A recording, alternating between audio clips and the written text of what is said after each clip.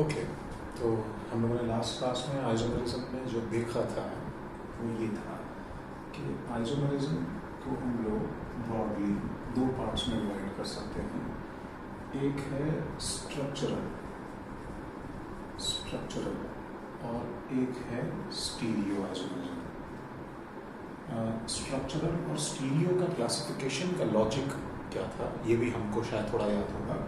Structural का strict rule था कि स्ट्रक्चर मस्ट बी डिफरेंट। सबसे पहले स्ट्रक्चर का मतलब क्या होता है? बाय स्ट्रक्चर हम लोग का मतलब होता है कि कनेक्टिविटी जो है एक एटम की दूसरे से एंड उसकी अगले से एंड सो ऑन, पूरे मॉलिक्यूल में जो कनेक्टिविटी है वो डिफरेंट होनी चाहिए।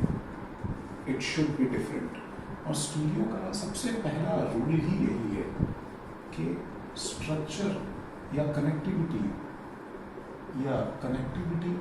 that includes all sigma and pi bonds of entire molecule, पूरे मॉलिक्यूल की कनेक्टिविटी for two isomers, जो दो आइसोमर्स की हम बात करना चाहते हैं, should be क्या? should be same, वो बिल्कुल सेम होनी चाहिए।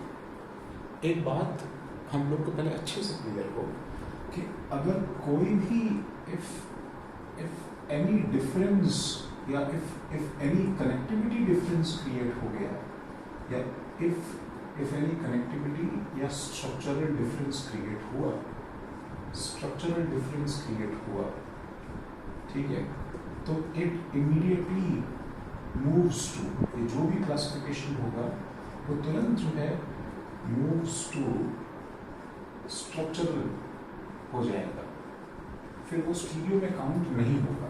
सबसे पहला पॉइंट स्टीरियो होने का ये है कि स्ट्रक्चर एंटायरली सेम होना चाहिए। अब अगर स्ट्रक्चर सेम है तो डिफरेंट क्या होना चाहिए? तो उसके लिए है कि ओरिएंटेशन इन स्पेस जो है वो डिफरेंट होना चाहिए with respect to each other. एक दूसरे के रिस्पेक्ट में जो स्पेस में ओरिएंटेशन है वो डिफरेंट होना चाहिए। ये स्टीरियो आइसोमेरिज्म का पहला डेफिनेशन है। स्ट्रक्चर सेम और स्पेस में ओरिएंटेशन डिफरेंट। कैसे डिफरेंट है ये हमें नहीं पता है, बट स्पेस में कुछ डिफरेंट है। इसका सबसे अच्छा एग्जांपल एक्चुअली सिस्ट्रॉन्स है। तो ये स्टीरियो जो है, नीडलेस टू से तुम पॉज करके फुल टाइम लेके आराम से लिख सकते हो। तो मैं यह सेक्शन यहाँ से हटाता हूँ। हम लोग को एक्चुअली स्टीरियो आइसोमेरिज्म पढ़ना है। ये स्टीरियो जो है ये फर्दर दो पार्ट्स में डिवाइडेड है। तो स्टीरियो जो है वो फर्दर दो पार्ट्स में कुछ इस तरह से डिवाइडेड है कि एक बार मैं फिर से क्लासिफिकेशन बताऊं तो हमने कुछ ऐसा सीख रहे हैं कि आइसोमेरिज्म के अंदर स्ट्रक्चरल, के अंदर स्टीरियो और उसके अंदर फर्दर जो दो पार्ट्स हैं वो हैं कॉन्फ़िगरेशनल और कन्फर्मेशनल। ये दो पार्ट्स हैं। तो हमारा एम जो है, हमने क्या कर लिया, देखो हमने अब तक स्ट्रक्चरल वाला पार्ट कर लिया है। अब हमें क्या करना है, हमें कॉन्फ़िगरेशन और कन्फर्मेशन वन बाय वन पढ़ना है। इनके भी फर्दर सब पार्ट्स हैं, हम अलग अलग सेक्शन पे उसे देखेंगे। तो इन दोनों में जो डिफरेंस है, सबसे इम्पोर्टेंट चीज़ जो डिफरेंस है इन दोनों के अंदर, वो क्या है? इन दोनों के लिए वो डेफिनेशंस होल्ड करती हैं जो अभी हमने जस्ट एक स्लाइड पहले नोट किया था स्टीरियो के लिए। इसमें कोई डाउट नहीं होना चाहिए। स्ट्रक्चर सेम और ओरिएंटेशन इन स्पेस डिफरेंट। तो अगर इसके दो स्टीरियो आइसोमर्स जिनका स्पेस में ओरिएंटेशन डिफरेंट है आर नॉट इंटरकन्वर्टेबल या इंटरचेंजेबल ऑन इट्स ओन और इंटरचेंजेबल ऑन इट्स ओन, खुद अपने आप रूम टेम्परेचर पे अगर दो स्टीरियो आइसोमर्स एक दूसरे में कन्वर्ट नहीं हो सकते हैं तो हम लोग उसे कॉन्फ़िगरेशनल में डालते हैं। तो ये तो बहुत ही अजीब बात लगती है कि दो स्टीरियो आइसोमर्स एक दूसरे में कन्वर्ट क्यों होंगे? ऐसे तुमने कभी नहीं देखा, कभी रिंग चेन आइसोमरिज्म, कभी पोजीशन आइसोमरिज्म, कभी कोई किसी में अपने आप कन्वर्ट नहीं होता। अगर हमारे पास पेंट हेक्स 2 ओन है और हेक्स 3 ओन है, तो हमारे पास में ऐसा कभी नहीं होगा कि 2 ओन अपने आप 3 ओन में कन्वर्ट हो जाए। ये बात बिल्कुल सही है। एक्चुअली स्ट्रक्चरल के अंदर कभी इंटर कन्वर्जन पॉसिबल नहीं है, कॉन्फ़िगरेशनल के अंदर भी कभी भी इंटर कन्वर्जन पॉसिबल नहीं है। ये जो है ये कन्फर्मेशनल एक्चुअली प्रॉब्लम है। कन्फर्मेशनल एक इतना अजीब आइसोमरिज्म है, इसको ऑफन जो है लोग फॉल्स आइसोमरिज्म भी बोलते हैं। इसे ऑफन लोग फॉल्स आइसोमरिज्म भी बोलते हैं कि इट इज एक्चुअली डाउटेड कि आइसोमरिज्म बोलना भी चाहिए कि नहीं बोलना चाहिए। कि इसकी ये खास बात है कि वो जो दो स्टीरियो आइसोमर्स हैं, जिनका स्पेस में ओरिएंटेशन डिफरेंट है, ठीक है, आर इंटर कन्वर्टेबल। ये एक दूसरे के अंदर इंटर कन्वर्टेबल होते हैं, are interconvertible and so constantly changing into one another, एक दूसरे के अंदर लगातार बदलते रहते हैं and exist in a dynamic equilibrium. ये डायनामिक इक्विलिब्रियम में एग्जिस्ट करते हैं एक दूसरे के साथ में विद ईच अदर। मतलब बेसिकली तुम्हारे पास एक मिक्सचर के फॉर्म में ये जो स्टीरियो आइसोमर से रहते हैं और कॉन्स्टेंटली एक फॉर्म दूसरे फॉर्म में कन्वर्ट होता रहता है अपने आप ही एट रूम टेम्परेचर। ठीक है, हम उसको कन्फर्मेशन बोलते हैं। तो बेसिकली इन दोनों के अंदर जो मेन डिफरेंस है वो ये है कि एक कन्वर्ट नहीं होता है, जो कि एक्चुअली एक कंपाउंड दूसरे कंपाउंड से डिस्टिंक्ट रहेगा, नहीं होना चाहिए, दूसरा कन्वर्ट होता है।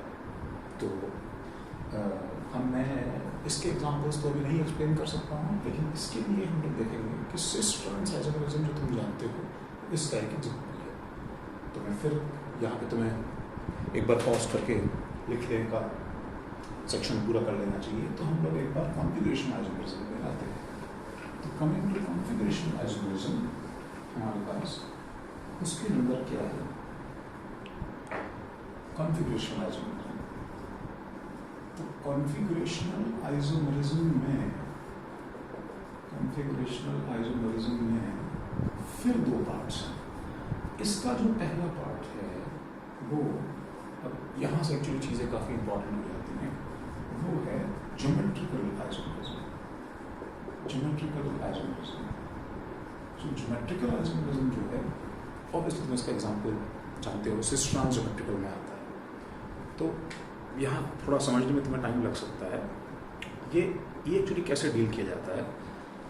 तो हम लोग ज्योमेट्रिकल आइसोमर्स उन दो कंपाउंड्स को बोलते हैं, ठीक है, टू कंपाउंड्स, ठीक है। अभी मैं एक बार फिर रिपीट करता हूँ, जिनका स्ट्रक्चर क्या हो, स्ट्रक्चर सेम हो, ठीक है, पहली कंडीशन।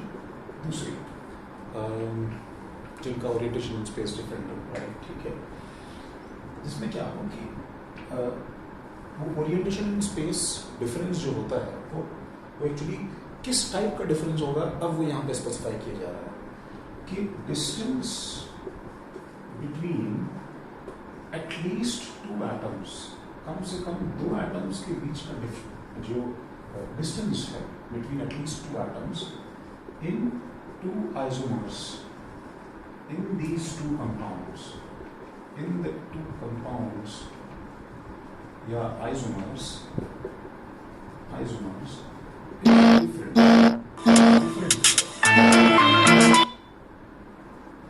ठीक है।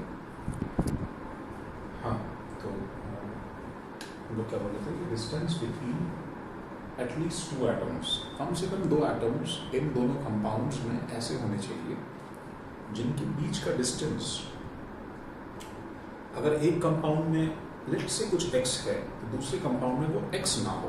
बस ये चीज़ सबसे ज़रूरी है कि एटलीस्ट 2 एटम्स के बीच में स्पेस में ऐसा ओरिएंटेशन होना चाहिए कि वो डिस्टेंस चेंज हो जाए। तो distance between at least 2 atoms in the 2 compounds और आइसोमर्स इज डिफरेंट, ठीक है। और तीसरा वही सेम पॉइंट जो हमने पहले लिखा था कि they should be non inter convertible, वो नॉन इंटर कन्वर्टेबल होने चाहिए, नॉन इंटर कन्वर्टेबल होने चाहिए। तो अब यहाँ से हम लोग अपना डिस्कशन स्टार्ट करते हैं कि ये जो तीनों पॉइंट्स हैं इससे हम लोग क्या क्या कंक्लूजन निकाल सकते हैं, ठीक है। तो आज हमारा सबसे पहला टास्क जो है इस सेशन का ये है कि ज्योमेट्रिकल आइसोमर्स को अच्छे से इन एंड आउट पूरा क्लियरली, जैसे बोलते हैं बाल की खाल निकाल के हम लोग समझने की कोशिश कर रहे हैं। तो ज्योमेट्रिकल आइसोमर्स की एग्जैक्ट क्या कंडीशंस हैं, कब कब शो नहीं होगा, कब कब शो करेगा, एग्जैक्टली क्यों शो करता है, वो सब हम देख रहे हैं। तो हम सबसे पहले अपने जो 3 पॉइंट्स थे उसके लास्ट पॉइंट सबसे पहले शुरू करते हैं। 3 पॉइंट्स थे हमारे पास में, स्ट्रक्चर सेम, ओरिएंटेशन इस तरह डिफरेंट हो कि कम से कम 2 एटम्स के बीच में डिस्टेंस चेंज होना चाहिए, डिस्टेंस चेंज होना चाहिए, दोनों आइसोमर्स में डिस्टेंस सेम नहीं रहना चाहिए, मतलब स्ट्रक्चर सेम है फिर भी डिस्टेंस डिफरेंट है। नंबर 3, वो इंटर कन्वर्टेबल नहीं होने चाहिए। तो अगर हम लोग इंटर कन्वर्जन को स्टॉप करना चाहते हैं, to stop interconversion, then what we should learn is कि ये एक्चुअली तभी हो सकता है, ठीक है, वी नीड restricted rotation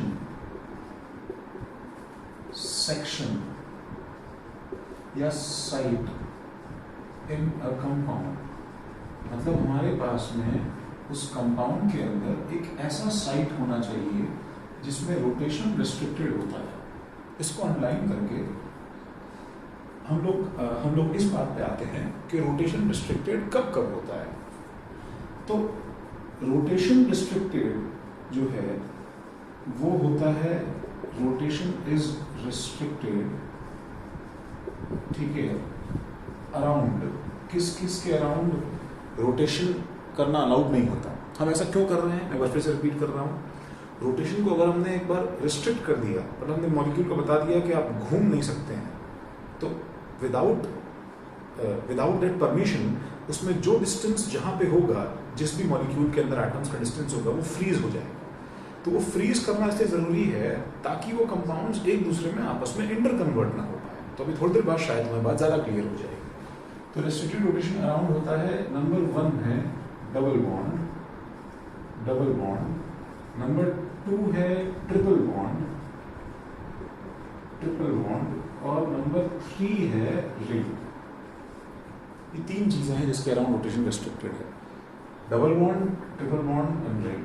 अब इन 3 में भी क्या है, हम इसमें केसेस ले रहे हैं, C डबल बॉन्ड C के अराउंड हो, C डबल बॉन्ड N के अराउंड हो, और N डबल बॉन्ड N के अराउंड हो।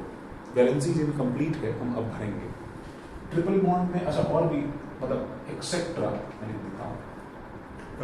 ट्रिपल बॉन्ड में C ट्रिपल बॉन्ड C के अराउंड हो, C ट्रिपल बॉन्ड N के अराउंड हो, एक्सेट्रा, और भी कहीं हो सकता हो। तो और रिंग के लिए हम लोग ऐसे लिखते हैं, रिंग के अराउंड रेस्ट्रिक्टेड पोजीशन होता है। तो रिंग के अराउंड क्या होता है, हम लोग आते हैं जब रिंग का सेक्शन पढ़ेंगे तब आएंगे। तो एक बार coming to this first section, कैसे अपन लोग एक टॉपिक के सब टॉपिक के अंदर एक हेडिंग के अंदर एंटर करते जा रहे हैं।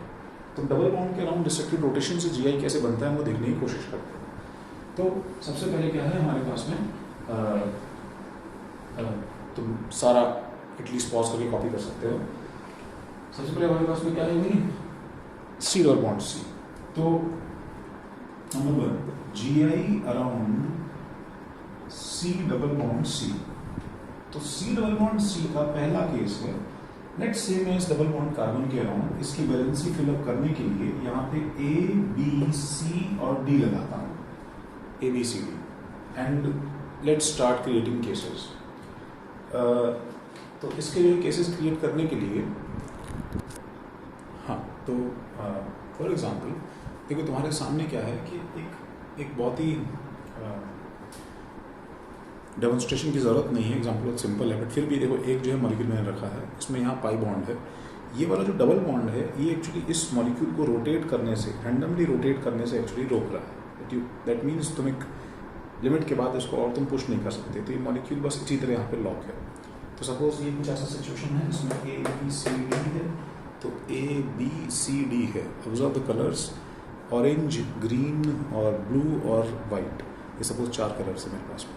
तो मैं इसमें क्या करता हूँ, आपको चेंजेस क्रिएट करना शुरू करता हूँ।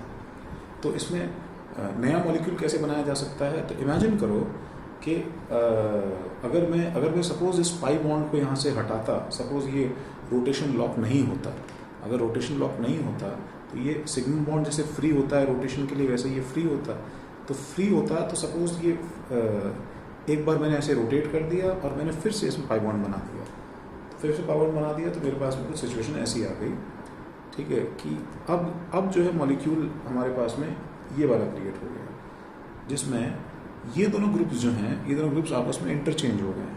तो हमारे पास जो नया मॉलिक्यूल बन गया है वो एक्चुअली क्या बन गया है, CAB और डबल बॉन्ड CDC, ये हमारे पास में नया मॉलिक्यूल है। ये जो नया मॉलिक्यूल है ये एक दूसरे में, अच्छा क्या जैसे मैंने हवा में रोटेट किया, क्या ये एक्चुअली कन्वर्ट हो सकते हैं क्या? नहीं। रूम टेम्परेचर पे जो मैंने पाई बॉन्ड को हटा दिया था हाथ से, यहाँ पे ये चीज़ अलाउड नहीं है। तो हम इसमें ऐसा साइन बना सकते हैं कि these two are actually not interconvertible, ये इंटर कन्वर्टेबल नहीं है। That is why first of all ये कॉन्फिगरेशन आइसोमर्स है। तो मैंने एक्चुअली इन दोनों को चेंज किया, इससे जो नया आइसोमर बना, ये दोनों एक दूसरे के कॉन्फिगरेशन आइसोमर्स कैसे हैं, तो एक जो है एक बार के लिए हम ऐसा लिख देते हैं, let's focus on any two groups, किसी भी दो ग्रुप से फोकस करो, फोकस ऑन जैसे क्या देखो, जैसे A एंड B, तो A एंड B पे तुम फोकस करोगे अगर, तो AB का डिस्टेंस जितना यहाँ पे है उतना ही यहाँ पे है, ये डिस्टेंस चेंज नहीं किया है। तो focus on A and C, एक बार AC पे फोकस करते हैं, तो AC में जो डिस्टेंस यहाँ पे है, ठीक है, वो डिस्टेंस एक्चुअली यहाँ पे चेंज कर गया है। अगर ये डिस्टेंस यहाँ पे कुछ था तो यहाँ पे डिस्टेंस एक्चुअली उसकी वैल्यू चेंज कर दी है, और ये डिस्टेंस चेंज हुआ और ये दोनों एक दूसरे में इंटर कन्वर्टेबल नहीं है। दैट मीन्स लॉकिंग की वजह से ये कंपाउंड डिस्टिंक्ट है, वो कंपाउंड डिस्टिंक्ट है, और इन दोनों में जो रिलेशनशिप है वो एक्चुअली ज्योमेट्रिकल आइसोमरिज्म का है, क्योंकि दोनों का स्ट्रक्चर सेम है। स्ट्रक्चर सेम है, इसका मतलब ये वाला कार्बन A से और B से कनेक्टेड है, और एक ऐसे कार्बन से कनेक्टेड है जो CD से कनेक्टेड है। सेम गोज फॉर दिस, ये वाला कार्बन A से B से कनेक्टेड है, और एक ऐसे कार्बन से कनेक्टेड है जो CD से कनेक्टेड है। That means A and C का डिस्टेंस जो है वो चेंज कर रहा है, डिस्टेंस चेंज कर रहा है। तो ये जो दोनों कंपाउंड है, ये दोनों एक दूसरे के GI हैं, ज्योमेट्रिकल आइसोमर्स हैं, बिकॉज ये हमारी तीनों कंडीशन सेटिस्फाई करते हैं। अच्छा, व्हाट इफ, मतलब ये कुछ ऐसा हो जाएगा सिचुएशन जो है, ये हमारा जो ओरिजिनल कंपाउंड था, ठीक है, वो क्या था, हमारा ओरिजिनल कंपाउंड ये था, हमारा ओरिजिनल कंपाउंड ये था, ठीक है, और हमारा नया कंपाउंड जो है वो एक्चुअली ये हो जाएगा, हमारा नया कंपाउंड ये हो जाएगा, ठीक है। इन दोनों कंपाउंड्स को एक बार ज़रा देखो तो कुछ क्या सिचुएशन है, देखो दोनों कंपाउंड्स के अंदर जो है ऊपर देखो इस तरफ ऑरेंज ग्रीन, यहाँ पे ऑरेंज ग्रीन, ये ब्लू और वाइट, और वो वाइट और ब्लू। तो डिस्टेंस जो है दो एटम्स में, एटलीस्ट दो एटम्स में डिस्टेंस चेंज किया है, और दोनों एक दूसरे में इंटर कन्वर्टेबल नहीं है, और इन दोनों का स्ट्रक्चर सेम है, स्ट्रक्चर सेम है इन दोनों का। इसका मतलब अगर मैं अभी भी अगर लिखूं कि अगर मैं इनका स्ट्रक्चरल फॉर्मूला लिखूं, तो दोनों का स्ट्रक्चरल फॉर्मूला क्या आएगा, देखो इस C पे क्या कनेक्टेड है, A और B, और फिर डबल बॉन्ड, और इस C पे क्या कनेक्टेड है, C और D। तो ये दोनों का स्ट्रक्चरल फॉर्मूला है। एक चीज हमें ध्यान रखनी है कि हमने जैसे अभी यहाँ पे ये दो ग्रुप चेंज किए, वैसे अगर मैं ये दो ग्रुप चेंज कर लूँ B और D, तो क्या होगा, तो वो जो मेरे पास में मॉलिक्यूल बनेगा, ठीक है, वो भी क्या है, चेंजिंग अलाउड नहीं है, लेकिन मॉलिक्यूल जो बनेगा मैं उसको ड्रॉ करके दिखाता हूँ कि वो क्या है। तो मॉलिक्यूल कुछ ऐसा बनेगा, C double bond C, C double bond C, A D B और C B। एक बार 2 सेकेंड्स इसको देख लो, हमने स्ट्रक्चर सही ड्रॉ किया है। अच्छा, अब बच्चे क्या है कि कभी कभी इस बात से कंफ्यूज हो सकते हैं। वो ऐसा बोल सकते हैं कि सर 1 मिनट सर आपने ऐसे चेंज किया तो हम जो है ऐसे चेंज कर देते हैं, और ऐसे चेंज करके सर अब मैं डिस्टेंस, देखिए सर मैं चेक कर रहा हूँ डिस्टेंस चेंज हो गया है। कैसे कि जो पहले AD का डिस्टेंस था वो अब सर यहाँ पे AD का डिस्टेंस वो नहीं है।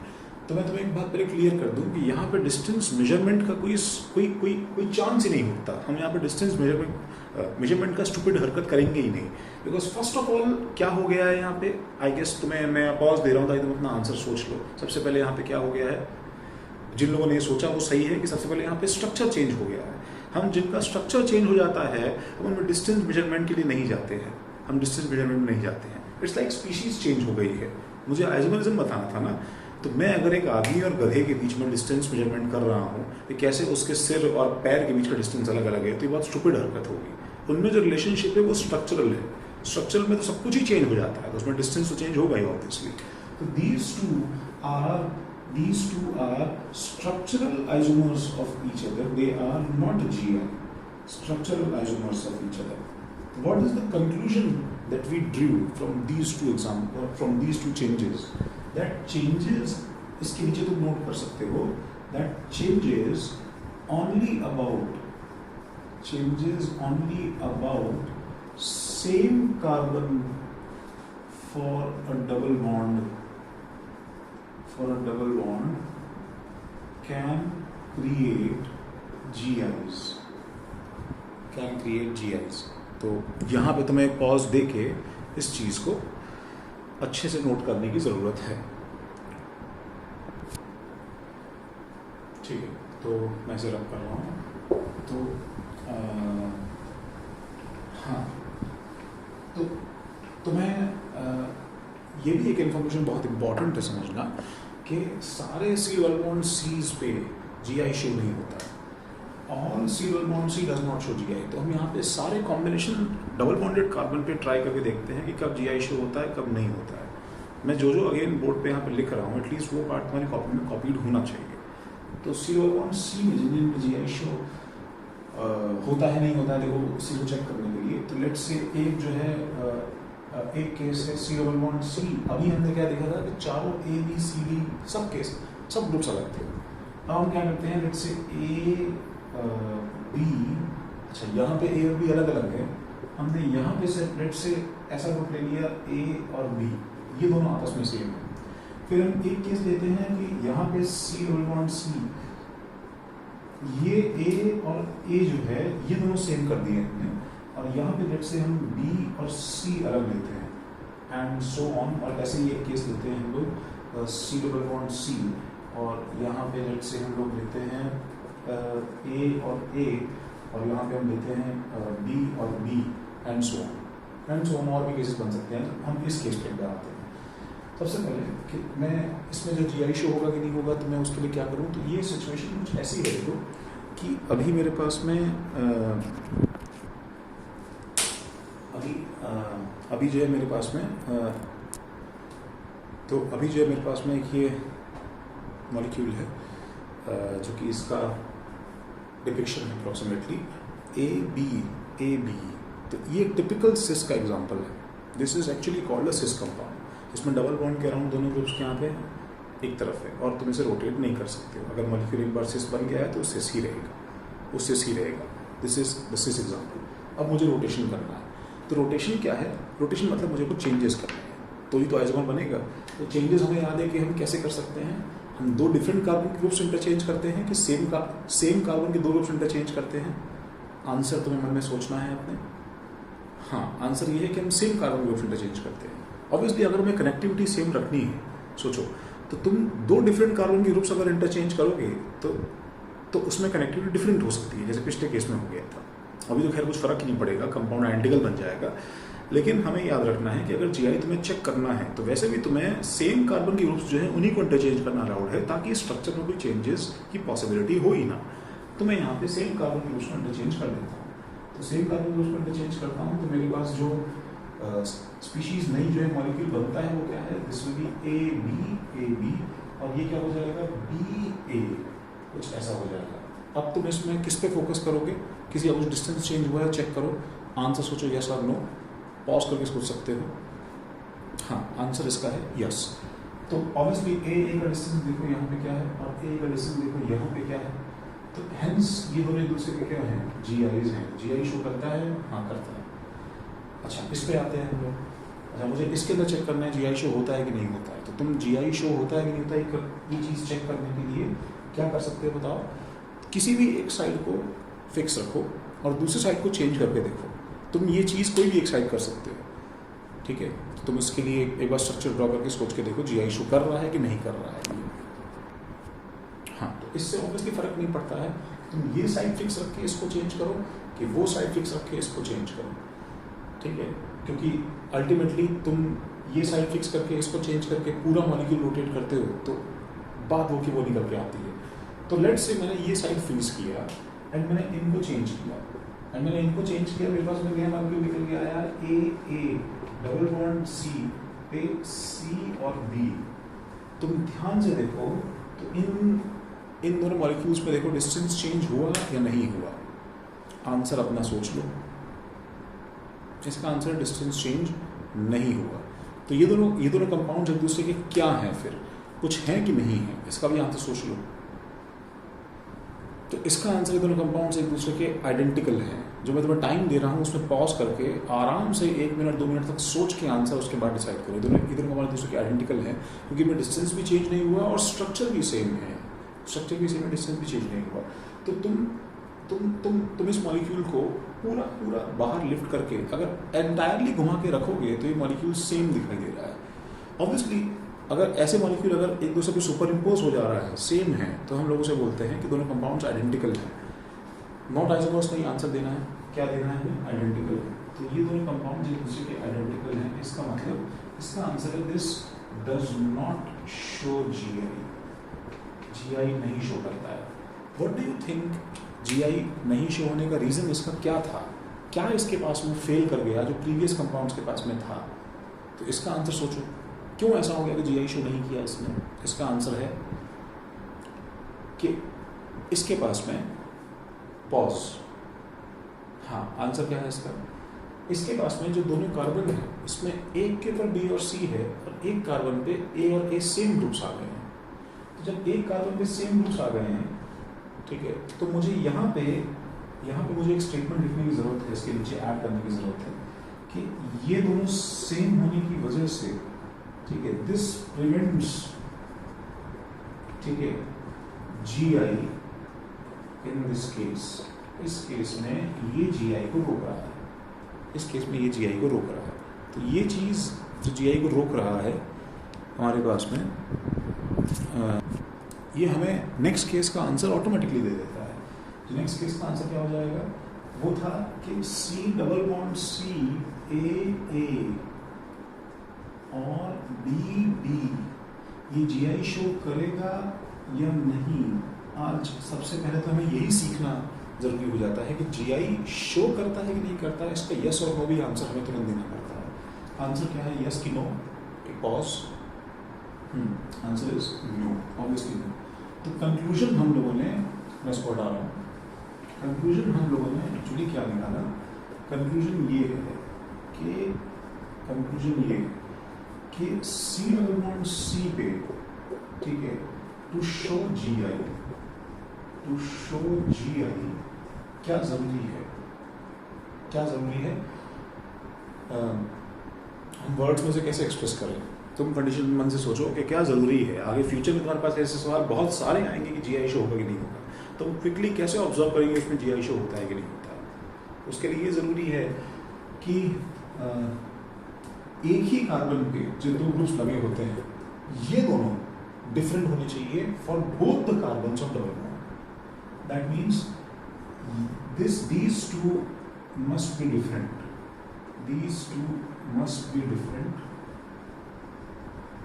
ठीक है, and these two must be different. ये कंडीशन जो है, ये कंडीशन GI के लिए जरूरी है, जो हमने प्रीवियस एग्जांपल्स को देख के कंक्लूड किया होगा शायद। दैट मीन्स मैं अगर इंग्लिश में थोड़ा इसको सेंटेंस बना के लिखूँ तो क्या लिख सकता हूँ मैं कि both the carbons must have two different groups.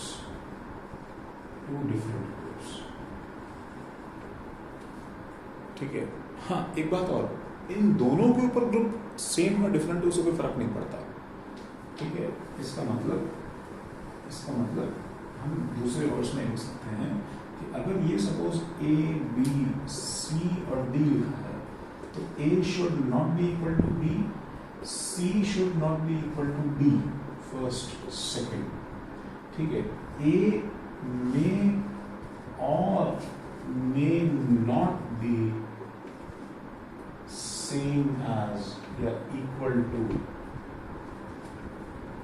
Same as C और डी. ए सी और डी की लाइक सी और डी की तरह हो सकता है, ए सेम हो सकता है सी और डी को, बट यहाँ पे डिफरेंस होना चाहिए, यहाँ पे डिफरेंस होना चाहिए. ये कंडीशन फॉर जीआई है. This is the conclusion and शायद मोस्ट इंपॉर्टेंट और सिंपल सी चीज़ है जो हमें इस सेक्शन से समझ में आती है. तो अगर तुम्हें पहले के सारे सेक्शन सब कॉन्सेप्ट्स ठीक हैं, क्लियर हैं, तो हम लोग इसको आगे बहुत इजीली सब कुछ जो है आगे कॉन्सेप्ट्स समझ सकते हैं. वो ये है कि जैसे तुमने अभी सी डबल बॉन्ड सी के अराउंड जीआई देखा है, वैसे हम लोग अभी किस के अराउंड जीआई देख सकते हैं. तो उसमें है GI about C double bond N. तो सी डबल बॉन्ड एन में देखो भाई, सी डबल बॉन्ड एन में सबकी वैलेंसी बताना शुरू करो. कार्बन की वैलेंसी 4, तो 1 2, तो इस पे दो ग्रुप्स आएंगे. नाइट्रोजन की नॉर्मल वैलेंसी कितनी होती है? 3. तो इसका मतलब एन पे एक लोन पेयर आएगा और एक ग्रुप जी आएगा. तो अब ये जीआई शो करेगा या नहीं करेगा, ये मुझे बताना है. तो तुम इसके लिए कंडीशन सोच सकते हो कि कंपाउंड कब जीआई शो करेगा. तो ये कंपाउंड जीआई शो करने के लिए क्या जरूरी था, अभी शायद प्रीवियस केस से याद हो. तो treat this lone pair as a group. ये कोई ग्रुप 1 है, तो यहाँ पे जो हमारे पास सामान लगा होगा ये फिर ग्रुप 2 होगा. तो इससे हमें ये समझ में आता है कि नाइट्रोजन का कम से कम हमारे पास में कंडीशन हमेशा मैच करेगा इन केसेस में कि इसके दोनों ग्रुप्स हमेशा क्या होंगे बताओ, डिफरेंट होंगे. प्रॉब्लम किस पे शुरू होती है? प्रॉब्लम शुरू होती है कार्बन पे. तो कार्बन जो है ये हमारे पास में जो दो हमारे पास सामान लगा है ए और बी, तो इसके लिए हम लोग बस इतना लिखेंगे, दिस शोज जीआई इफ क्या, पॉज, तुम आंसर पढ़ सकते हो अपना, A should not be equal to B. For example हमारे पास में एक जो है कंपाउंड है C double bond N, lone pair OH और लेट्स से AB. इस फंक्शनल ग्रुप को बोलते हैं ऑक्साइन. ये तुम्हारे पास फ्यूचर में काम आएगा, इसको याद रखना है तुम्हें. हाँ, ये जीआई शो करेगा, जीआई पॉसिबल और नॉट. ठीक है, एक ये चीज. दूसरा देखो, for example C double bond N और OH double bond AA, GI possible और नॉट, जीआई पॉसिबल और नॉट. और अगर जीआई जहाँ पे पॉसिबल है तो वहाँ पे क्या कंपाउंड बन जाएगा, दिस विल बी सी. अब यहाँ पे तुम क्या कर सकते हो, किसी भी एक साइड को फ्रीज करो और एक साइड चेंज कर दो, तुम्हारा जो मन कर सकते हो. सपोज मैंने इस साइड को फ्रीज किया, तो CAB double bond N OH lone pair, और मैंने उस साइड को फ्रीज किया होता तो इसको पूरा इन्वर्ट कर सकते थे. इस साइड को मैंने फ्रीज किया तो C डबल बॉन्ड N और OH लोन पेयर और AA. तो ये दोनों कंपाउंड्स क्या हैं, तो आंसर्स हैं यस, ये नो, और ये आंसर है आइडेंटिकल. तो मैं इसको जो है पूरी तरह से रब कर रहा हूँ. आई होप तुम्हें इसको डाउट नहीं होना चाहिए. तो हेंस अच्छा, तो अब इन सबके कॉन्सेप्ट्स के क्लैरिटी के बाद में शायद तुम्हें इसमें कोई दिक्कत नहीं होनी चाहिए. फॉर ऑल दीज केसेस, जैसे सबसे पहले हमारे पास में था GI around N double bond N. तो N डबल बॉन्ड N के लिए जीआई शो होगा कि नहीं होगा, yes no. Answer is yes. और एन डबल बॉन्ड एन का जो GI शो होगा वो कैसा बन जाएगा, this will look like this, ऐसा। तो उसी तरह से GI अराउंड हम सारे जहाँ जहाँ पे लॉकिंग होती है, जहाँ जहाँ पे स्ट्रक्चर लॉक होता है, हम सब जगह जो है वो केसेस अपने ट्राई कर करके देखते जाएंगे। GI अराउंड और डबल बॉन्ड कहाँ हो सकता है, C डबल बॉन्ड O। तो C डबल बॉन्ड O ये हमारे पास केस है। GI शो होगा नहीं होगा, A B yes no, pause no. इसके नीचे नेक्स्ट केस है GI around C triple bond C, ये भी लॉक है, ये भी लॉक है। तो इसके लिए C triple bond C A और B, तो GI शो होगा या नहीं होगा, GI शो होगा या नहीं होगा, answer yes no, pause, obviously answer is no. तो नो में रीजन हम लोग क्या ले सकते हैं कि उसमें एक्चुअली कुछ स्विच करने को है ही नहीं, और तुमने अगर कुछ अक्रॉस द कार्बन भी चेंज किया तो भी इन एनी केस डिस्टेंस जो है वो सेम रहेगा। जो भी कुछ तुम नया चेंजेस क्रिएट करोगे without changing the structure, distance same रहेगा। दैट मीन्स हमने डबल और ट्रिपल बॉन्ड के सारे केसेस एक्सरसाइज किए, हमें समझ में आया कि कब GI शो हो सकता है, कब GI शो नहीं हो सकता है। तो अगर तुम्हें इसमें कोई डाउट है तो एक बार फिर से नोट्स देखने चाहिए, और फिर भी कुछ इशू रहता है तो एक बार तो मुझे फ्रीली कॉल कर सकते हो। तो ये डबल बॉन्ड के सारे केसेस जो हैं जिसमें GI शो होता है इन्हें कवर कर लिए हैं। अब लोग रिंग से स्टार्ट करेंगे। हाँ, ये सेक्शन जो है ये GI अराउंड रिंग्स के लिए है। ये शायद प्रोबेबली हमारे अब तक के सेक्शंस में सबसे ज़्यादा मुश्किल हो सकता है समझने के लिए। हम जैसे आगे जाएंगे प्रॉब्लम की कॉम्प्लिकेशन धीरे धीरे बढ़ सकती है, और तुम्हें थोड़ा इमेजिनेशन और केमिकल बॉन्डिंग का अपना ओरिएंटेशन जो है, कैसे तुम बॉन्ड्स के लिए सोचते थे स्पेस में कंडीशन में, बहुत ज़्यादा क्लियर होना चाहिए। तो GI अराउंड रिंग में, GI अराउंड रिंग में सबसे पहले तो ये रिंग के लिए सबसे छोटा सबसे छोटी रिंग कितने कार्बन की हो सकती है, यस 3। तो 3 to 7 मेंबर्ड के लिए ये एक्चुअली इफेक्टिवली एप्लीकेबल है, 3 to 7 membered. Although upper boundary is not very sharp. हम लोग इसका रीजन समझते हैं कि हम क्या बोलना चाह रहे हैं इसके अंदर। तो सबसे पहले क्या है कि मैं रिंग की शुरुआत करने के लिए मैं तुम्हें 2 तरह का रिंग यहाँ पे एक बार शो करना चाहता हूँ, ठीक है। रिंग्स, तो रिंग्स के लिए सबसे पहली चीज़ जो है वो ये है कि रिंग सिंगल बॉन्डेड कार्बन्स की बनी है कि डबल बॉन्डेड कार्बन्स की बनी है। तो अगर मैं सिंगल बॉन्डेड कार्बन की एक सिंपल सी रिंग लेता हूँ, सपोज मैंने ट्राइंगल ये बनाया, और ट्राइंगल के ऊपर मैंने एक बहुत ही छोटा सा सपोज इस पे मार्क लगा दिया, सपोज H और H। This is a very simple compound CH2। तो इतनी छोटी सी चीज जो है वो एक्चुअली जैसे मैंने बोर्ड पे दिखाया है इसको H, ये एक्चुअली रियली ये वाला डिपिक्शन इसका रॉन्ग है, डिपिक्शन इज रॉन्ग। जब स्पेस में ये एग्जिस्ट करता है तो ये ऐसे नहीं एग्जिस्ट करता। ये स्पेस में कैसे एग्जिस्ट करता है, उसका डायग्राम जब बनाएंगे तो शुरुआत होती है ज्योमेट्रिकल आइसोमेरिज्म की, कि क्यों वो कंपाउंड जो है वो ज्योमेट्रिकल आइसोमेरिज्म शो करना शुरू कर देता है अलग अलग केसेस में। तो मैं उसका एक छोटा सा एग्जांपल यहाँ पे तुम्हें रिंग कंस्ट्रक्ट करके दिखाने की कोशिश कर रहा हूँ। तो सबसे पहले एक चीज़ नोटिस करो कि ये जो कार्बन है इसका हाइब्रिडाइजेशन sp3 है। इस sp3 हाइब्रिडाइज्ड कार्बन का जो ओरिएंटेशन केमिकल बॉन्डिंग से हमें ध्यान है वो एक ऐसा मॉलिक्यूल रहता है। मेरे पास में एक sp3 हाइब्रिडाइज्ड मॉलिक्यूल है। तो ऑल्दो ये एक ओपन चेन का कार्बन एटम है और वो रिंग में फंसा हुआ C है, लेकिन ओरिएंटेशन और ज्योमेट्री के पॉइंट ऑफ व्यू से दोनों बिल्कुल एक जैसे रहेंगे। तो एक sp3 हाइब्रिडाइज्ड कार्बन की एक बहुत खास बात है कि इसमें तुम अगर चारों बॉन्ड्स को देखोगे तो इसमें हम ऐसा रिलेशन स्टैब्लिश कर सकते हैं कि कि तुम किसी भी दो बॉन्ड्स को अगर तुम ध्यान से, ठीक है, अपने मन में इमेजिन करो, लेट्स से मेरे हाथ में ये ग्रीन बॉन्ड है और ये ब्लू बॉन्ड है, मैं इन दोनों को अगर अपने दो बॉन्ड्स मानता हूँ तो रिमेनिंग दोनों बॉन्ड्स जो हैं उनका ओरिएंटेशन हम लोग कुछ इस तरह से याद रखते हैं। देखो मैं पहले इन दो बॉन्ड्स के लिए अपने फिंगर्स ओरिएंट कर रहा हूँ, वो एक्चुअली इस तरह से है, ठीक है, इस तरह से है। तो रिमेनिंग दोनों बॉन्ड्स के लिए फिंगर्स जब मैं ओरिएंट करूँगा तो वो इस तरह से रहेंगे। हमारे बीच में एक ऐसा नोशन होना चाहिए जो कि बहुत ही सिंप्लीफाइड वर्जन है।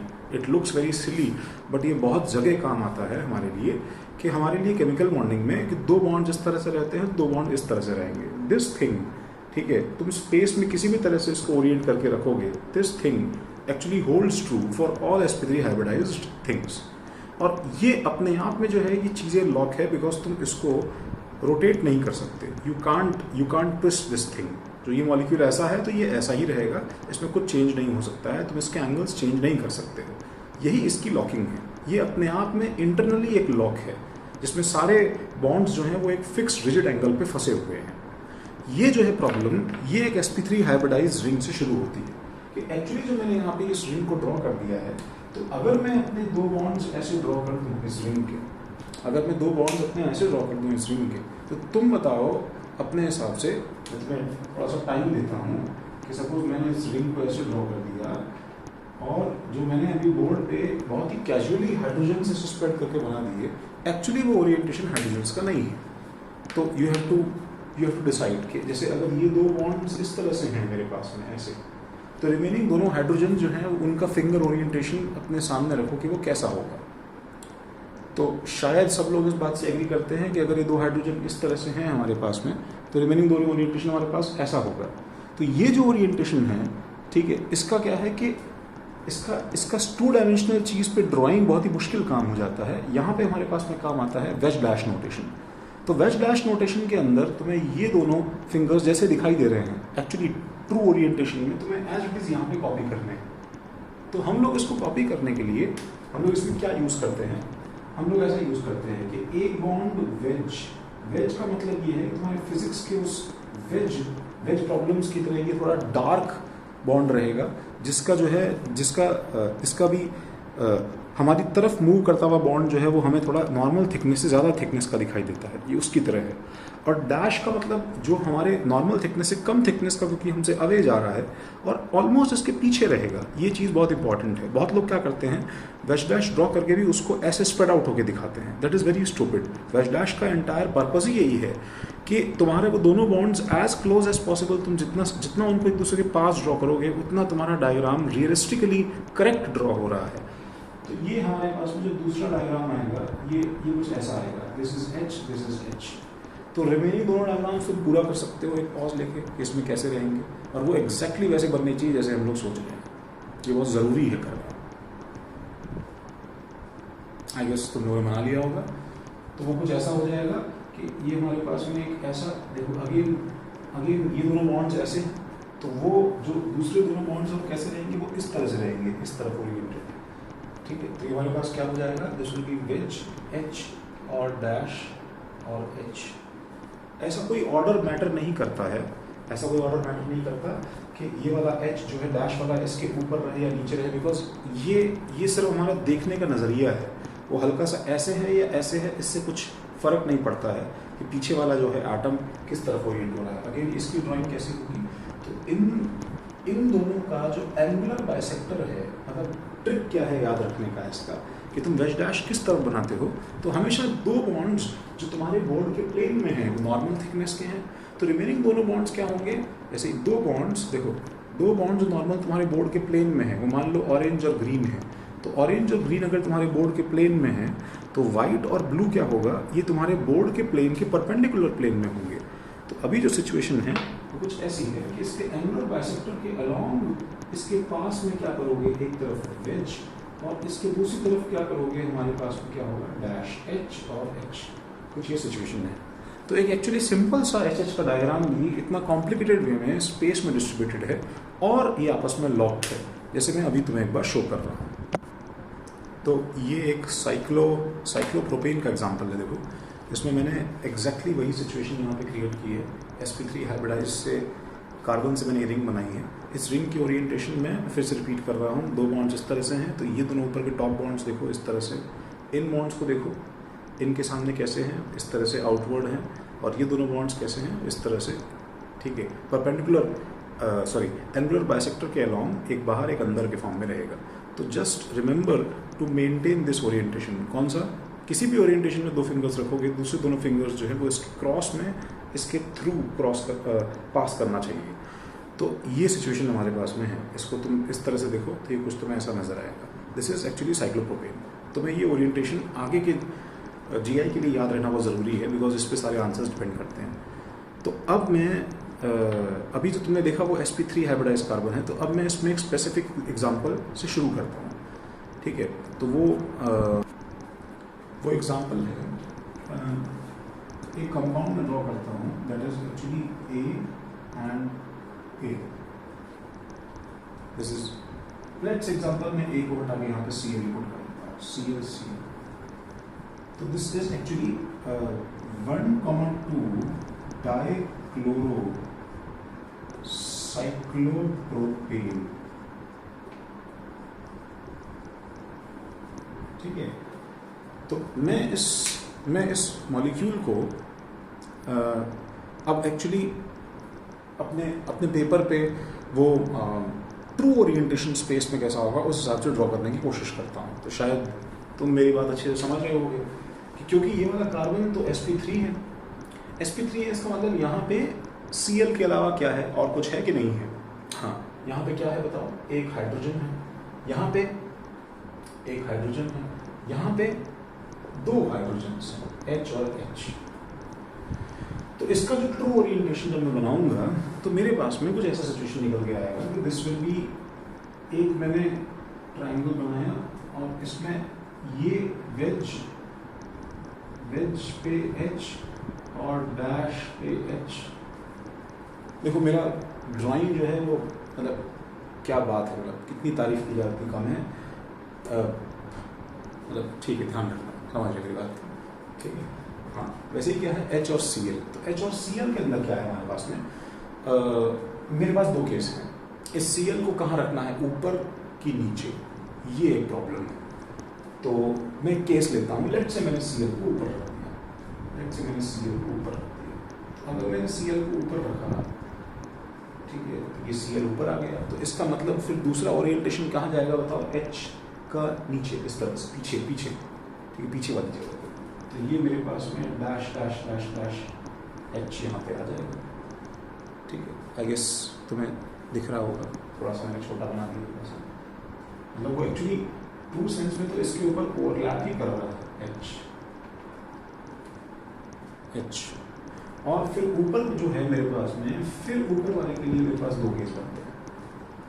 ऊपर 2 केस कैसे बनते हैं हमारे पास में? ये जो Cl मैंने ऊपर रखा है, अब इसके रिस्पेक्ट में ये जो Cl ऊपर आएगा, ये बाहर वाले आउटवर्ड वेज की तरफ है कि अंदर वाला डैश इनवर्ड की तरफ है। तो मैं वो 2 केसेस यहाँ पे ड्रॉ करता हूँ। तो एक केस में मैंने क्या किया, मैंने इस Cl को सपोज बाहर रखा, तो ये Cl आ गया ये, और ये H आ गया ये, ठीक है। और दूसरे केस में मैंने क्या रखा, दूसरे केस में मैंने Cl को अंदर रखा, ठीक है। H को टच नहीं कर रहा हूँ, वो तो वैसा ही है। इस Cl को भी टच नहीं कर रहा हूँ, दैट मीन्स ये Cl वेज पे जो है ये Cl रहेगा, बिल्कुल ऐसा। डैश पे जो है हमारे पास में एक H रहेगा। मैं ऊपर वाले की पोजीशन चेंज कर देता हूँ, तो वो क्या हो जाएगा, अब यहाँ पे वेज पे क्या आ जाएगा, वेज पे आ जाएगा मेरे पास में हाइड्रोजन, और डैश पे क्या आ जाएगा मेरे पास में Cl। ये दोनों कंपाउंड जो हैं, ठीक है, मैं इनको तुम्हें साइक्लोप्रोपेन के रियल इस मॉडल पे, बॉल एंड स्टिक मॉडल पे ड्रॉ करने की कोशिश कर रहा हूँ, उसको एक बार देखो।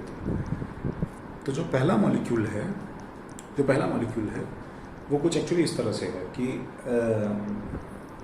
ये Cl देखो एक बार, ब्लू और वाइट, आई गेस शायद में विजिबल होगा, ब्लू वाइट Cl और H, ब्लू वाइट Cl और H, और वाइट H और H।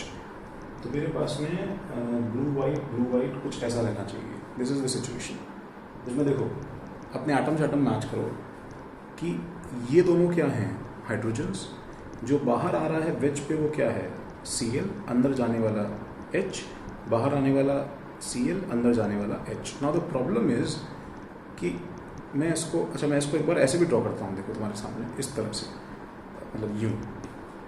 इसका एक ड्राइंग ऐसा भी होता है कि अगर मैंने इसी जो है और करके लिख रहा हूँ मैं, अगर मैंने इसी जो है ट्राइंगल को थोड़ा फ्लैट कर दिया, that means if I take this out and I do this, बस ऐसे फ्लैट कर दिया, तो फ्लैट कर दिया तो मेरे पास कैसे होगा, तुम इसको भर सकते हो थोड़ा सा। क्या हो जाएगा बताओ कि ये 1 2 ऐसे 1 2 और ये 1, ठीक है 1 2, तो मैं यहाँ पे क्या करूँगा, देखो ये वाला Cl ऐसे अप, ये वाला Cl अप, वैसे उससे जो है फर्क नहीं पड़ता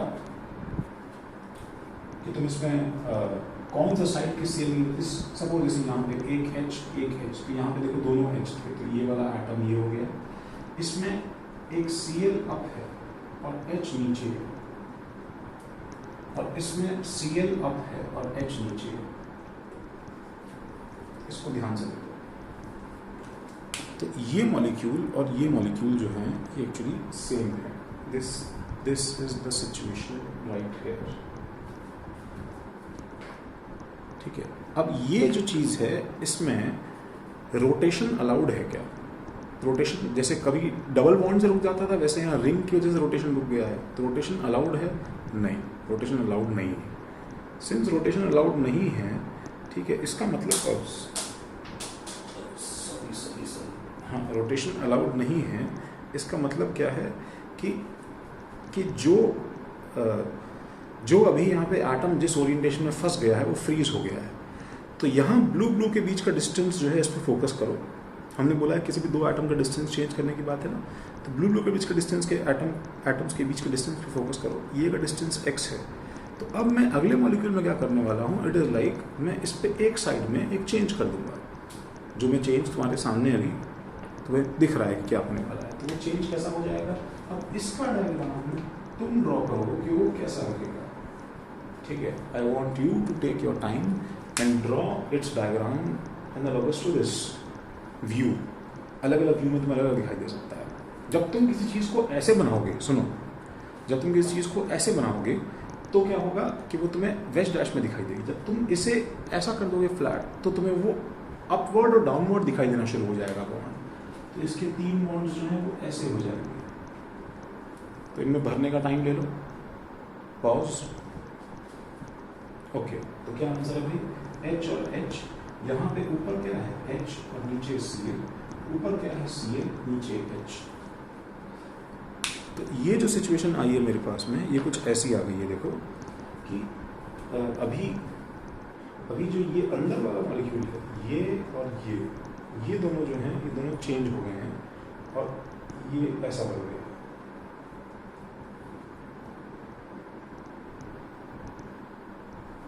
तो अब इसको ध्यान से देखो, हाइड्रोजन वही है, बट ये दोनों जो कंपाउंड्स के जो एटम्स, इनका डिस्टेंस चेंज हुआ कि नहीं हुआ? ऑब्वियसली डिस्टेंस चेंज हो गया है।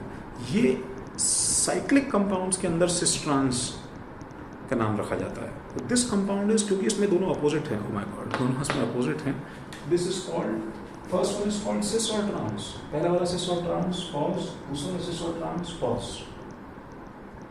पॉज। आंसर, पहला वाला Cl सेम साइड पे है, सिस Cl अपोजिट साइड पे है, तो ट्रांस। या HH, हाइड्रोजन को भी देख सकते हैं। तो ये रिंग के अबाउट हमारा ज्योमेट्रिक डायग्राम शो हो रहा है। तो इसमें लॉकिंग साइड क्या है? लॉकिंग साइड कौन है यहाँ पे बताओ? जैसे पिछले सेक्शन में लॉकिंग साइड कौन था? Double bond. यहाँ पे लॉकिंग साइड कौन है? रिंग खुद, रिंग। इसलिए हमने यहाँ पे लिखा था कि रिंग जो है वो 3 to 7 मेंबर्ड होना चाहिए। बिकॉज जैसे अभी मेरे पास में 3 मेंबर्ड रिंग था, तो तुम देख रहे हो कि 3 मेंबर्ड रिंग के अंदर हमारे पास में फ्लेक्सिबिलिटी जो है घूमने का कितना कम है। अगर मैं इसे 4 मेंबर्ड रिंग बना दूंगा और खोल के एक और कार्बन अगर मैं इसमें इंक्लूड कर दूंगा यहाँ पे, तो धीरे धीरे क्या होगा, जो मेरे पास स्क्वायर बनेगा उसमें क्या होगा कि थोड़ा सा फ्लेक्सिबिलिटी आएगा। मैं इसको 5 मेंबर्ड कर दूंगा तो फ्लेक्सिबिलिटी और ज़्यादा आएगा, और 6 मेंबर्ड 7 मेंबर्ड करते करते it's like a garland of beads, जो कि मैं एक्चुअली जैसे जैसे इंक्रीज करता जा रहा हूँ उस बीड्स के गार्लैंड के अंदर जैसे जैसे नए नए बीड्स ऐड हो रहे हैं वैसे वैसे उसका फ्लेक्सिबिलिटी बढ़ता जा रहा है।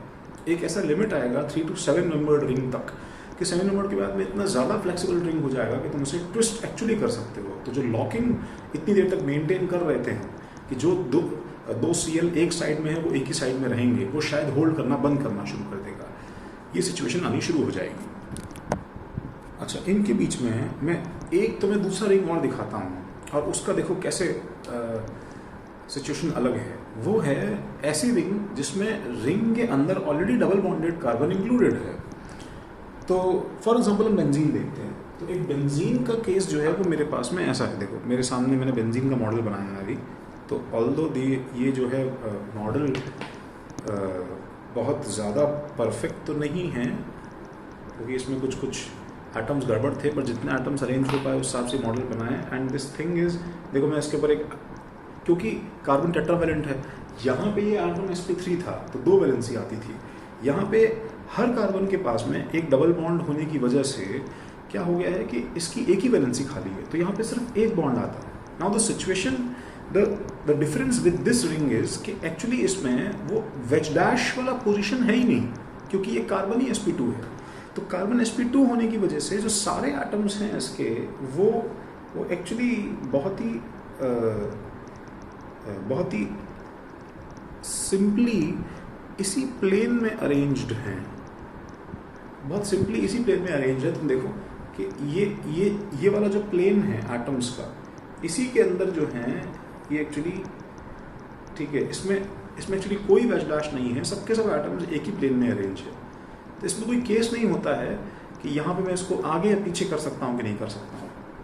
तो जब मैं इसमें डिफरेंट ग्रुप्स लगाता हूँ, फॉर एग्जांपल आई गेस तुम्हें ये चीज़ शायद क्लियर हो गई हो। तो मैं देखो ये रिमूव कर रहा हूँ और इसमें रिमूव करके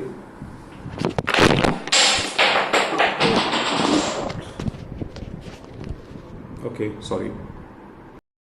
तो अभी मैं जो यहाँ पे केस ड्रॉ कर रहा हूँ, तो एक्चुअली केस क्या है,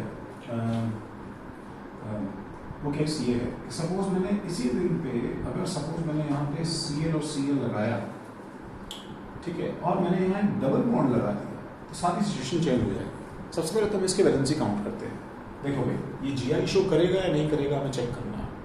हमें चेक करना है तो भाई यहाँ पे मेरे पास में कितनी वैलेंसी है इसकी, sp3 है कि sp2 है ये कार्बन।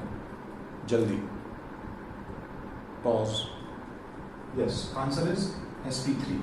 तो यहाँ पे 2 वैलेंसी और खाली है, तो वो दोनों H रहेंगे, वो ऐसे आएंगे। अब हमें पता है जैसे ही तुम ये ओरिएंटेशन ड्रॉ करो तुम्हें तुरंत समझ में आना है कि ये ओरिएंटेशन गलत है, बिकॉज अब ये कैसे आएगा, किस ओरिएंटेशन में आएगा, अपने फिंगर्स तुम प्लेस कर सकते हो। किस ओरिएंटेशन में आएगा, ऐसे, ये वाला ओरिएंटेशन रहेगा, तो वेज डैश में आएगा। अच्छा, इसका हाइब्रिडेशन क्या है, sp2। तो sp2 की वजह से जैसे बेंजीन का था अभी सिस्टम, Cl के अलावा यहाँ पे कोई नहीं है, तो ये एक्चुअली इसी प्लेन में रहेगा और ये भी sp2 इसी प्लेन में रहेगा। जब ये दोनों इसी प्लेन में रहेंगे तो मेरे पास में इसको अप डाउन करने का कोई स्कोप ही नहीं है। जो दोनों चीज़ें अप एक डाउन, ऐसा कोई केस ही नहीं है। ये सिंपली मेरे पास में क्या बन जाएगा, ये कुछ ऐसा केस बन जाएगा जैसे ये दोनों H कैसे रहेंगे, एक वेज पे, एक डैश पे, और एक Cl जो है ये एग्जैक्ट ओरिएंटेशन है। This is it's true diagram, ये इसका ट्रू डायग्राम है। ठीक है, मैं फिर रिपीट कर रहा हूँ, हर चीज़ जो मैंने यहाँ लिखी है वो तुम्हें कॉपी करनी है। सिंस ये ट्रू डायग्राम है तो दिस शोज GI और नॉट। क्या तुम इसमें एक ही कार्बन के कुछ ग्रुप्स इंटरचेंज करके उसके अराउंड जो एटम्स हैं उनको आपस में एक्सचेंज करके कुछ GI दिखा सकते हो? इसका आंसर है GI इज नो। तो ये हमारे पास में डबल बॉन्डेड अगर रिंग हो तो उसके साथ नहीं, तो हम लोग एक प्रॉब्लम ले रहे हैं। देखो check whether the two compounds shown are GI or not, and if not, establish the relation. First.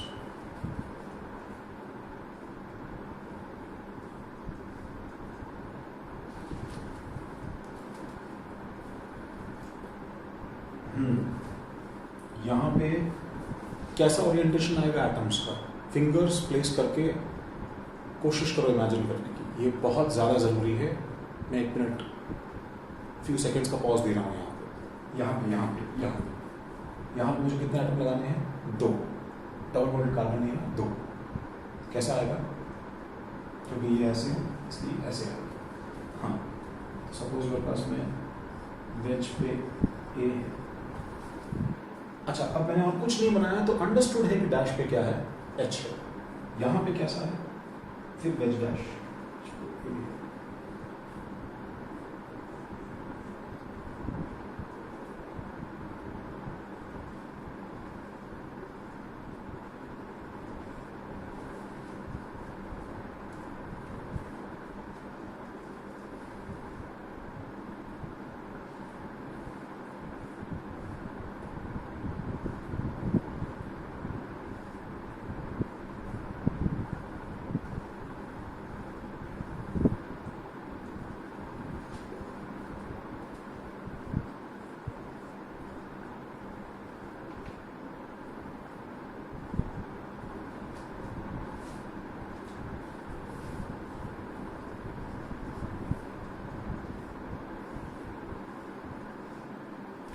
जब मैं स्क्वायर को फुल फ्लैट स्क्वायर की बजाय इस ओरिएंटेशन में लेके आ जाऊँ तो ऑटोमेटिकली जो तुम्हारे पास वेज डैश थे वो क्या होंगे? वो स्ट्रेट होके तुम्हें अप डाउन दिखाई देने शुरू हो जाएंगे।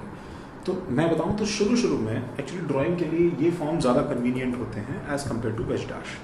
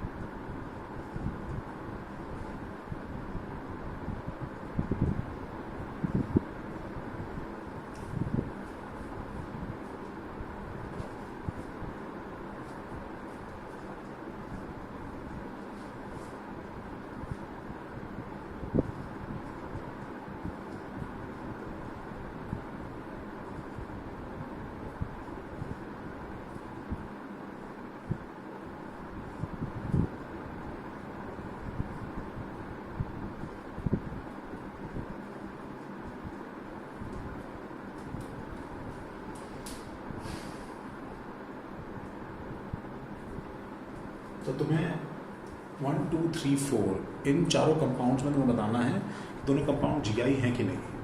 मैं बताऊं तो जिनको थोड़ा सा एवरेज समझ में आया हो उनके लिए बस यही टास्क है, तुम यस और नो आंसर कर दो कि जीआई है कि नहीं। ये हम लोग कैसे देखते हैं जीआई है कि नहीं? तो बहुत सिंपल है। First, second, third structure same होना चाहिए, distance between at least 2 atoms change होना चाहिए और रोटेशन ब्लॉक होना चाहिए। रोटेशन ब्लॉक किस किस से होता है? डबल बॉन्ड या फिर रिंग। 3 to 7 number. ये हम बार बार रिपीट कर रहे हैं, तो ये एटलीस्ट सबसे पहले कॉपी करो। ये तुम्हारा पहला होमवर्क है। तुम सबको इसे सॉल्व करना है नेक्स्ट क्लास से पहले। और मैं इसे मिटा रहा हूँ।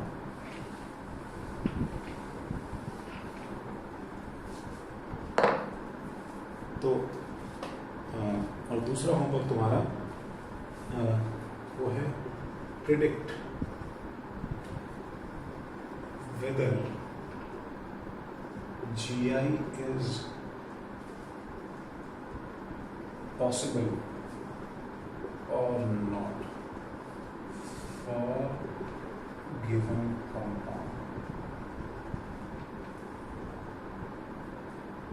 ठीक है।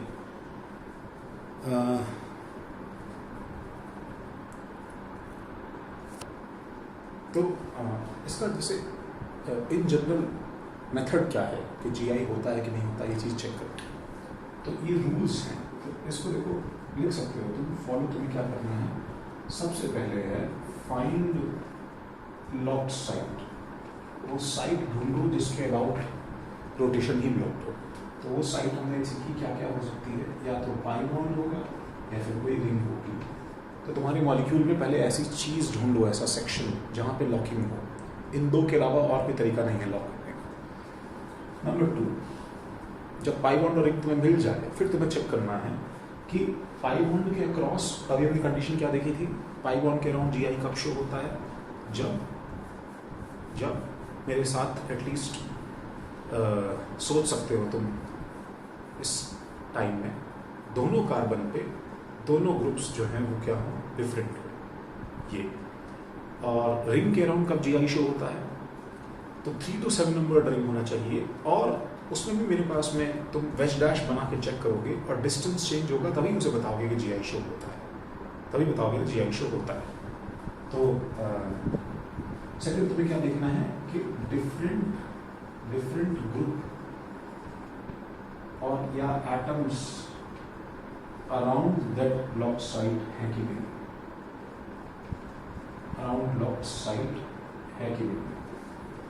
अगर ये मिल जाए तुम्हें तो तुम्हें क्या करना है, तुम्हें सिस ट्रांस या वेज डैश बना के, वेज डैश एटलीस्ट इमेजिन करके, imagine and see if distance changes। कुछ सेंटेंस इंग्लिश का अगर नहीं फ्रेम हुआ तो अपने हिसाब से कर लेना। Imagine cis trans of wedge dash and see distance changes और नॉट, ये तुम्हें चेक करना है। तुम्हारा GI देखने का तरीका होना चाहिए ऐसा। ये तुम्हें धीरे धीरे प्रैक्टिस से आएगा, थोड़ा टाइम लग सकता है, तो बिल्कुल पैनिक मत करो। अगर तुम्हें नहीं समझ में आया है तो हम इसे दोबारा देख लेंगे। तो हमारे पास में फिलहाल जो एग्जाम्पल्स हैं वो हैं, फर्स्ट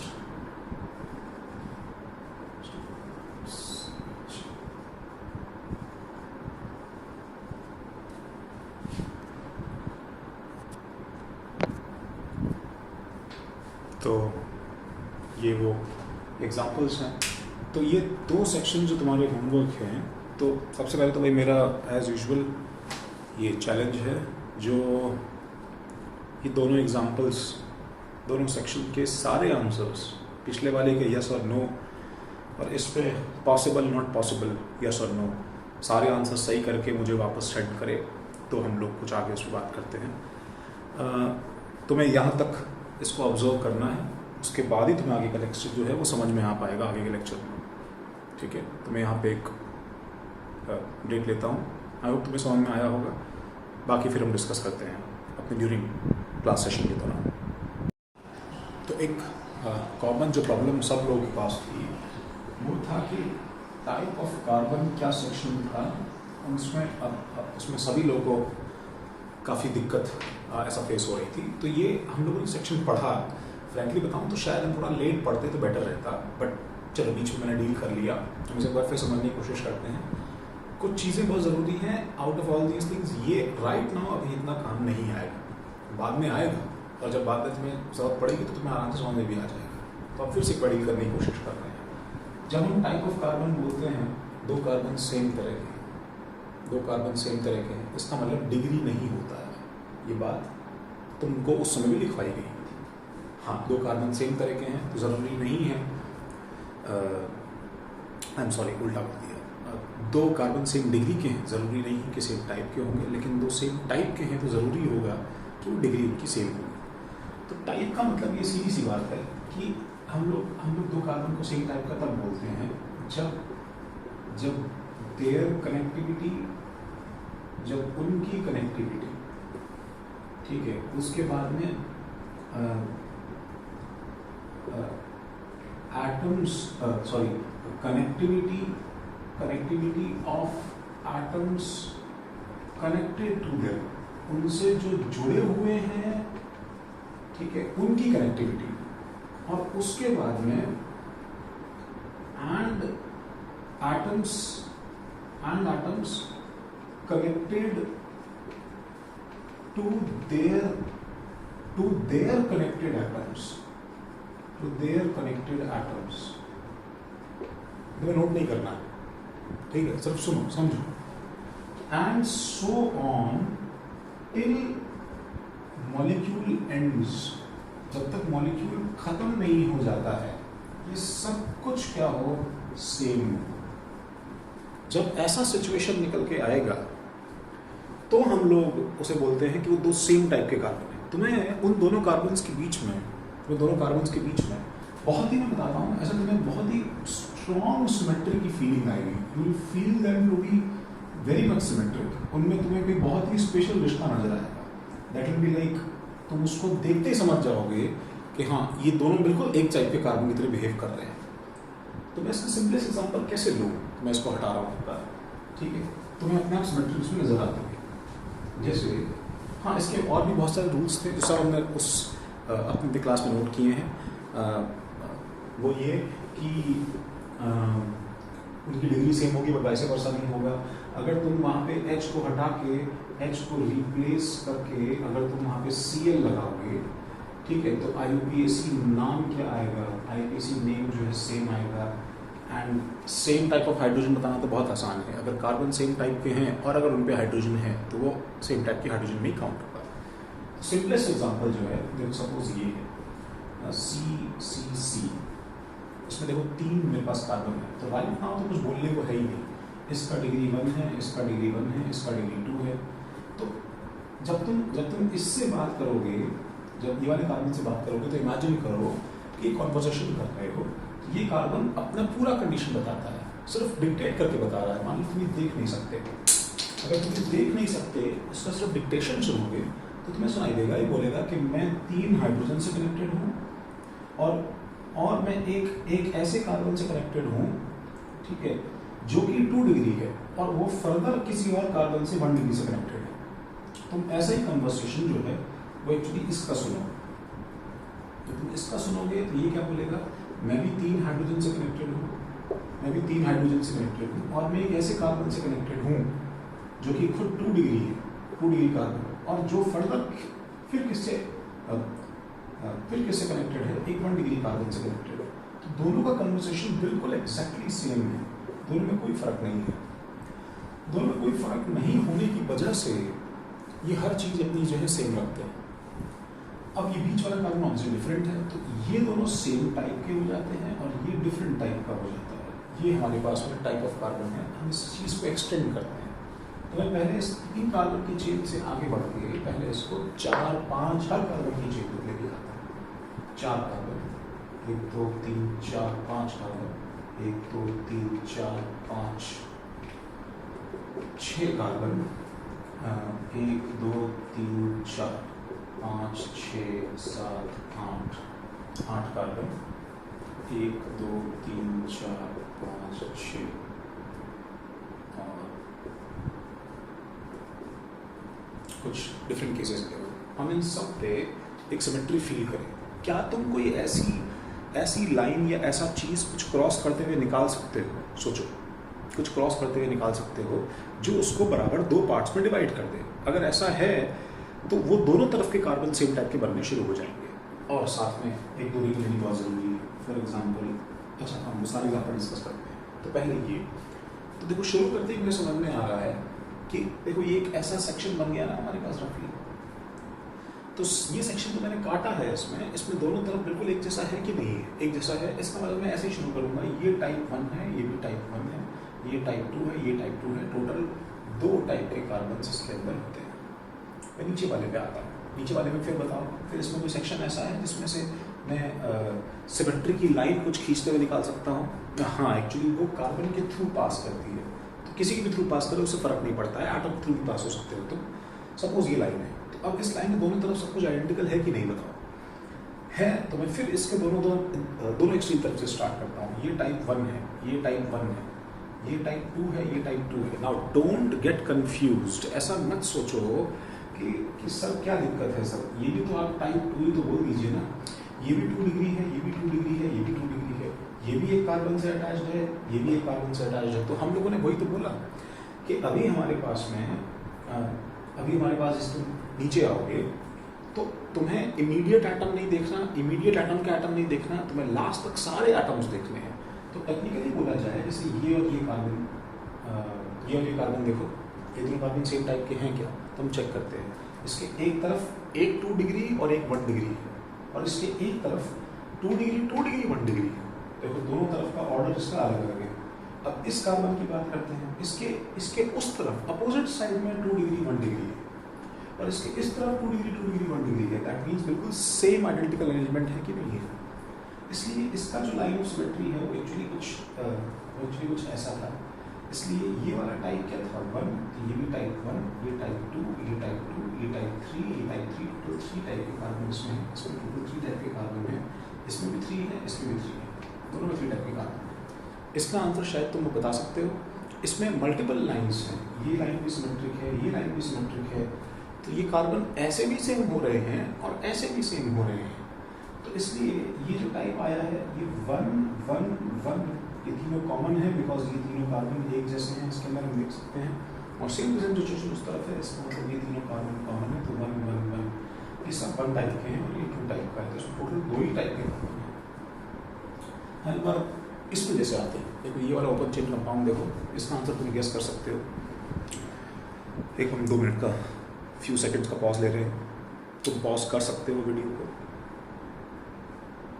आंसर गेस किया तुमने? अच्छा देखो इसमें क्या है कि फर्स्ट ऑफ ऑल तो मैंने एक कार्बन यहाँ से कम कर दिया। एक कार्बन अगर मैंने यहाँ पे लगाया होता तो आंसर कुछ और होता। एक कार्बन कम कर दिया तो सब कुछ जो है वो डिस्टर्ब होकर गड़बड़ा गया है, सब कुछ गड़बड़ हो गया है। तो फर्स्ट ऑफ ऑल तो क्या तुम इसमें कोई लाइन ऑफ सिमेट्री है? हाँ एक्चुअली है। देखो वो ये लाइन है, ये जो ऐसे लाइन जा रही है यहाँ से, ठीक है, इसके थ्रू। लेकिन एक मिनट, ये तो लाइन ऑफ सिमेट्री नहीं है, तो ऊपर है। तो ये मैं बोलूँगा अभी तुम्हारा इमेजिनेशन है वो ऊपर है, क्योंकि एक्चुअली वो 90 डिग्री एंगल तो है नहीं, वो 90 डिग्री एंगल तो है नहीं। तो तुम इस चीज़ को एक्चुअली तुम्हें समझना है कि कार्बन के पॉइंट ऑफ व्यू से तो भाई मैं ऐसा उस सिग्मा बॉन्ड को रोटेट करके इस ओरिएंटेशन में ला सकता हूँ कि ये इसके थ्रू ऐसे क्रॉस कर जाए, सच दैट तुम्हें फीलिंग आनी शुरू हो जाए कि यहाँ पे मेरे पास है फर्स्ट ऑफ ऑल तो ऐसी लाइन ऑफ सिमेट्री जो है इसकी वजह से इस तरफ के कार्बन सेम होते हैं, लेकिन और कोई वर्टिकल लाइन ऑफ सिमेट्री मेरे पास नहीं है। तो लाइन ऑफ सिमेट्री के हिसाब से थोड़ा सोचने में तुम्हें हेल्प मिल सकती है। तो सपोज मेरे पास में ये वाला कार्बन जो है अगर ये टाइप 1 है तो ये 2 डिग्री से लगा है। अच्छा ये वाला कार्बन देखो, ये भी फिर सेम टाइप का है सब कुछ, ये भी टाइप 1 है, ये भी 2 डिग्री से लगा है। और इसके बाद की कहानी पूरी सेम हो जाएगी क्योंकि दोनों का कार्बन कॉमन हो गया। तो अब तो कोई डाउट ही नहीं है कि दोनों सेम टाइप के हैं। तो ये वाला कार्बन टाइप 3 का है, टाइप की बात कर रहे हैं, डिग्री नहीं। ये वाला कार्बन टाइप 4 का है, सब कुछ अलग अलग चल रहा है। फिर ये कार्बन वापस 1 डिग्री का है, लेकिन इसकी सिचुएशन ऐसी नहीं है जो यहाँ पे है, इसकी सिचुएशन ऐसी नहीं है। जैसे ये क्या बोलता है देखो कि मैं 1 डिग्री कार्बन हूँ जो कि 2 डिग्री कार्बन से जो कि एक 3 डिग्री कार्बन से अटैच्ड हूँ, ठीक है, जिसके एक तरफ फिर 2 डिग्री है और एक तरफ 1 डिग्री है। क्योंकि यहाँ पे कुछ कमेंट्री कुछ और चल रही होगी ना, तुम फील कर सकते हो कि मैं एक 1 डिग्री हूँ जो मैं एक 4 डिग्री कार्बन से अटैच्ड हूँ जिसपे 2 1 डिग्री हैं और फिर एक 2 डिग्री शुरू होता है। तो बिल्कुल अलग तरह का सिचुएशन है। तो ये जो टाइप 4 है, इसके बाद ये टाइप 5 है, ये पूरा मॉलिक्यूल गड़बड़ होने की वजह से 5 टाइप्स ऑफ कार्बन अभी होल्ड कर रहा है। तो मैं इसमें जो एग्जांपल्स हमने क्लास में लिए थे, मैं बोर्ड पे रब करके उन्हें एक बार डिस्कस कर रहा हूँ उस पर। तो एग्जांपल्स कुछ इस तरह से हैं,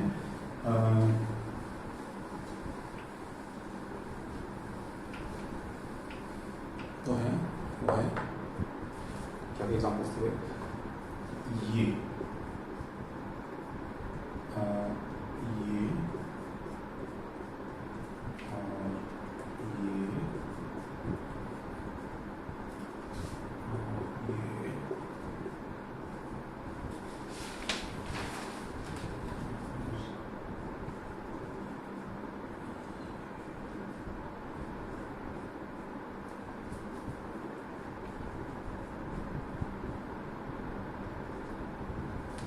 last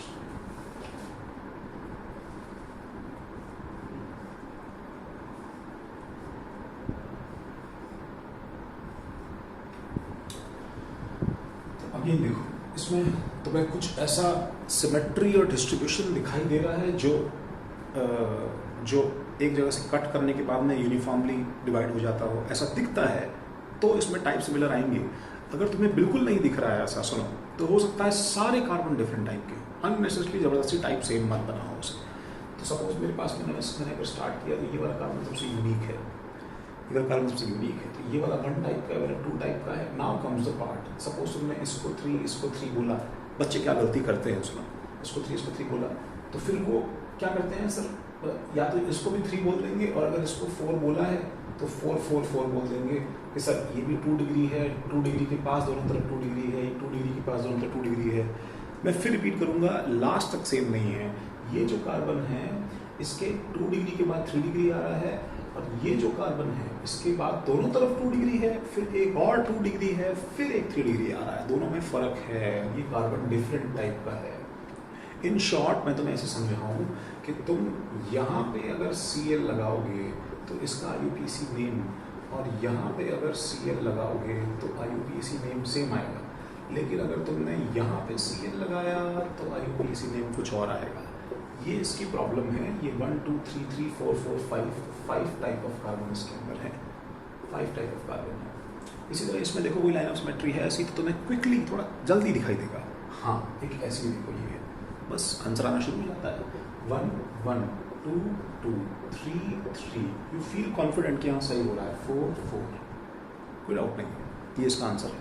total 4 types of carbon. इसमें कोई लाइन ऑफ सिमेट्री है, इसमें तो अजीब सा साइक्लिक फॉर्म है। तो ये कार्बन जिस कंडीशन में बॉन्डेड है, ये कार्बन और ये कार्बन सेम है, तो 1 1 1। नीचे का जंक्शन देखो 2 2 2, जो इसका पैर है रिंग पे, 3 3 3, तो इसका आंसर 3 है। हेंस इसका आंसर क्या इसमें लाइन ऑफ सिमेट्री है। हाँ, तुम्हें पता है ये जो चीज़ है ये ऐसे बेंड कर दिया है, बट एक्चुअली तो ये बॉन्ड रोटेट कर सकते हैं कि नहीं कर सकते हैं। तो ये जो लाइन निकलेगी, मैं इसको ट्विस्ट करके पूरा इसी के थ्रू निकाल सकता हूँ। बताओ, ये बात थोड़ी इमेजिनेशन के लिए हमें ज़रूरी हो जाती है कि ये मैंने यहाँ टेढ़ा दिखाया है, बट वो लाइन जो है हमारी, वो लाइन किसी भी एक ओरिएंटेशन में निकल जाए तो हमारा काम चल जाता है। तो क्योंकि रोटेटेबल है, इसलिए इसको ज़रूरी नहीं है इसका फिक्स ओरिएंटेशन टेढ़ा ही रहेगा, ये ऐसा नहीं है।